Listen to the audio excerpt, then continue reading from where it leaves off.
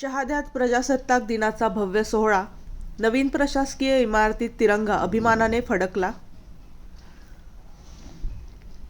शहादा शहरात भारतीय प्रजासत्ताक दिनाच्या 77व्या वर्धापन दिनाचा सोहळा मोठ्या दिमाखात व उत्साहात साजरा करण्यात आला.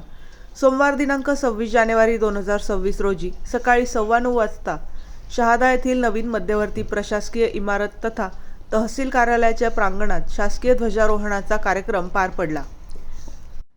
या ऐतिहासिक क्षणी सहाय्यक जिल्हाधिकारी कृष्णकांत कनवारिया यांच्या शुभ हस्ते तिरंग्याचे दिमाखात ध्वजारोहण करण्यात आले. यावेळी संपूर्ण परिसर देशभक्तीच्या घोषणांनी दणाणून गेला. या कार्यक्रमास नवनियुक्त तहसीलदार संभाजी पाटील, शहादा नगरपालिकेचे लोकनियुक्त नगराध्यक्ष अभिजित पाटील, उपविभागीय पोलीस अधिकारी दत्ता पवार, पोलीस निरीक्षक हेमंतकुमार पाटील यांच्यासह विविध राजकीय पक्षांचे पदाधिकारी, सामाजिक कार्यकर्ते व नागरिक मोठ्या संख्येने उपस्थित होते. याच दिवशी शहादा येथील पोलीस स्टेशन, उपविभागीय पोलीस अधिकारी कार्यालय, पंचायत समिती, नगरपालिका, उपविभागीय दंडाधिकारी कार्यालय तसेच तहसीलदार कार्यालयातही प्रजासत्ताक दिनाचा शासकीय ध्वजारोहण सोहळा उत्साहात पार पडला.